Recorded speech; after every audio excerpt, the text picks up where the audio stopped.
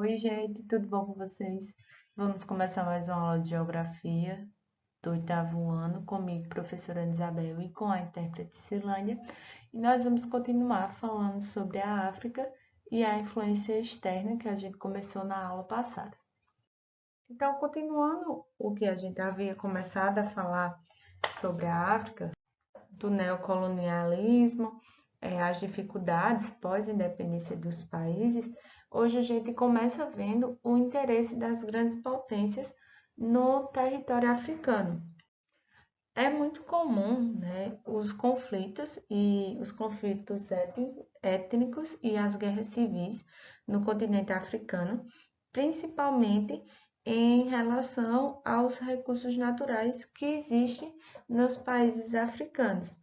Um desses exemplos é o caso da região de Darfur, essa região aqui que fica no Sudão. Nessa região existem reservas petrolíferas e também outros recursos minerais que geram interesse de países, por exemplo, como os Estados Unidos e a China. Esse conflito ele iniciou em 2003 e ele provocou a morte de mais de 300 mil pessoas e deixou quase cerca de 3 milhões de refugiados. E também 1,3 milhões de pessoas são afetadas pela insegurança militar, alimentar, que diga, de acordo com relatórios da ONU. Já se tentou fazer diversos acordos de paz, porém foram fracassados, né? E aí muitos dos desabrigados do Sudão, eles foram para outros países da África e no final de 2017 havia cerca de 320 mil instalados no Chad. E essa região de Darfur é também caracterizada por ter secas prolongadas. Aqui a gente tem essa imagem é de um acampamento dessas pessoas do Sudão, né, da região de Darfur, numa região do Chad, em 2014.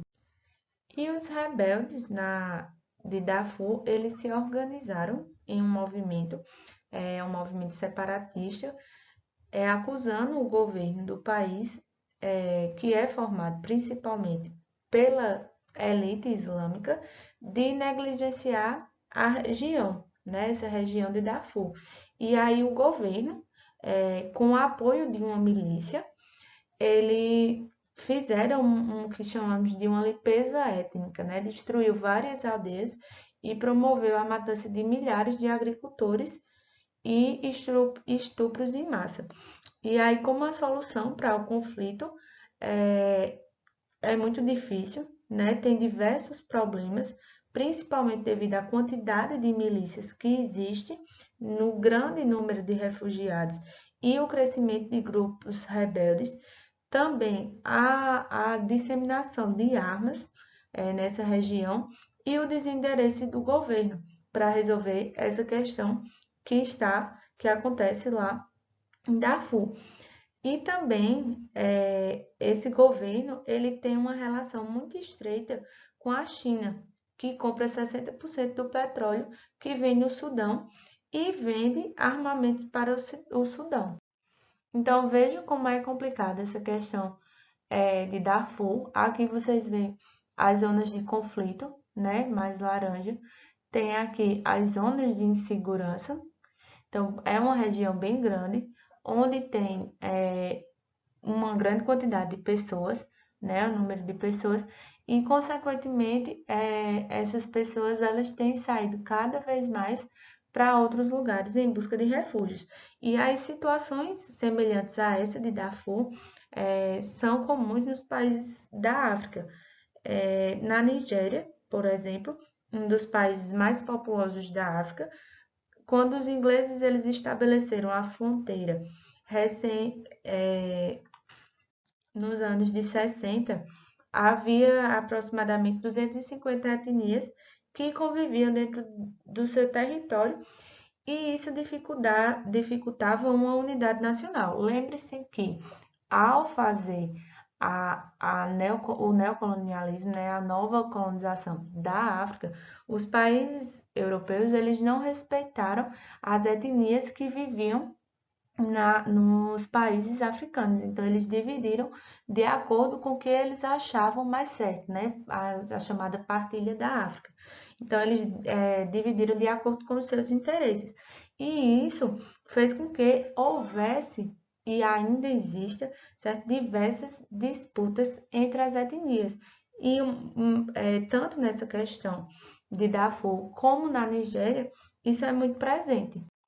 E aí, diversos conflitos, né? Como eu estava falando, tem dessas etnias, para ver quem fica no poder, conflitos onde há um governo ditatorial e esses grupos rebeldes eles se juntam para a retirada desse governo, né? Atualmente na Nigéria, no norte da Nigéria, ocorre um conflito de caráter religioso, né? Onde o grupo islâmico Boko Haram, criado por um muçulmano, ele impede esforços para instalar um país islâmico. Então, essa luta do grupo promove sequestros, atentados, assassinatos em massas e os integrantes do Boko Haram resistem à educação e os costumes ocidentais. Então, vejam como existem diferentes conflitos em um mesmo país, né? Na Nigéria, a gente já viu, eu citei aqui para vocês dois conflitos. Então, isso é muito comum e o interesse das grandes potências em territórios africanos faz com que essas disputas elas se prolonguem, né? Não sejam resolvidas. Então, um incentivo a grupos rebeldes, por exemplo, por interesses de potências econômicas, devido aos recursos minerais que existem nesses países, faz com que esses conflitos se prolonguem e não cessem, né? No que se refere ao contexto da economia globalizada, que é caracterizada por intensos fluxos financeiros, desenvolvimento de tecnologia avançada e busca de mão de obra qualificada e mercado de consumidores para os produtos de alta tecnologia, a maioria dos países africanos, sobretudo os subsaarianos, que ficam localizados no sul do deserto do Saara, tem o desafio de melhorar e ampliar a infraestrutura energética de telecomunicações e de transportes, além de qualificar a mão de obra a fim de atrair investimentos. A participação do continente no PIB global é de apenas 2,7%. Então, esses países subsaarianos, eles possuem basicamente matérias-primas minerais e agrícolas. E essas matérias-primas, elas apresentaram uma alta no início do século XXI, mas sofreram a redução dos valores na segunda metade desse século.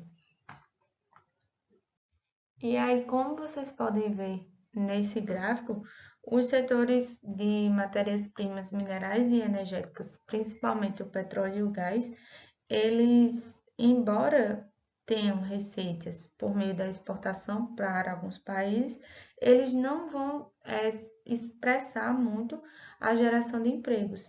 Por isso que se tem uma necessidade da diversificação econômica nos países da região, só com exceção da África do Sul, né, que é um país já mais desenvolvido. Ações no sentido de atrair mais investimentos e diversificar a economia africana têm sido implementadas por países como a Etiópia, na África, em que alguns setores da economia agroalimentar, farmacêutico, têxtil e de costume. O Quênia, em que em 2015 aprovou uma nova legislação para atividades econômicas, que inclui a criação de uma zona econômica especial para a estruturação de empresas da indústria e de transformação. No entanto, os investimentos estrangeiros ainda se concentram boa parte nos setores de produção de matérias-primas, como mostra nessa tabela aqui. A gente vê aqui ó, os principais países destino em 2016, valor em milhões e os principais setores de 2016. a tabela dos destinos de investimentos direto da África, valor por investimento de 2015. Então, a gente vê, de acordo com essa tabela, que a produção ela vai ser mais de matérias-primas. Aqui, ó, petróleo e gás. Então, veja que carvão, a maioria, né, dos países, mesmo com incentivos industrial, né, principalmente como a gente viu aqui no Quênia, né, e na Etiópia, porém ainda se concentra muito a base de matérias-primas, né, a produção de matérias-primas.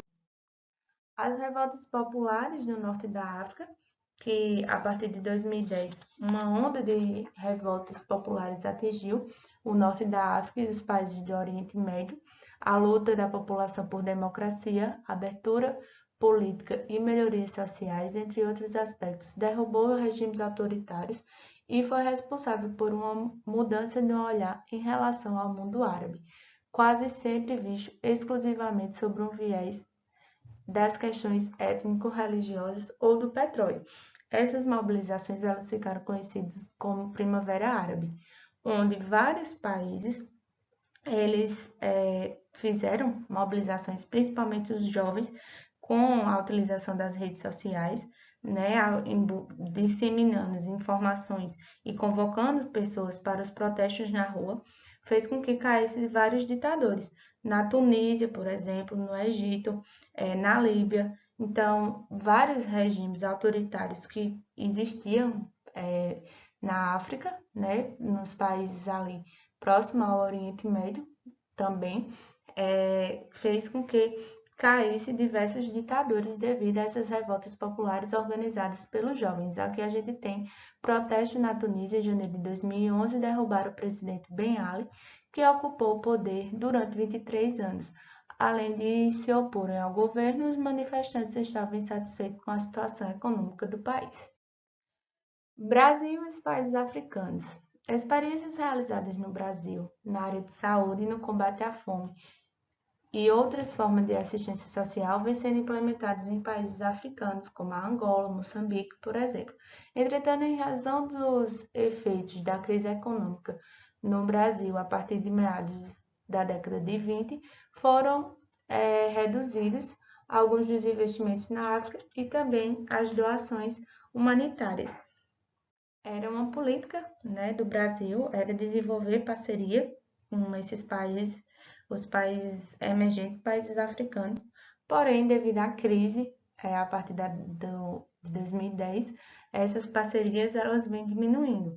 E aí eu trouxe para vocês aqui um exemplo de uma dança típica da Uganda, né, que se a gente observar, vai ver que vários adereços se assemelham com muitas manifestações culturais brasileiras, né? Que né, da nossa origem, a nossa raça, né, a miscigenação que nós temos na raça brasileira, também é fruto da origem africana. Então, pessoal, espero que vocês tenham entendido essa questão das políticas externas no continente africano. Nas próximas aulas, vamos continuar falando sobre a África e, como eu sempre digo, qualquer dúvida, vocês procuram o professor de vocês. Até a próxima!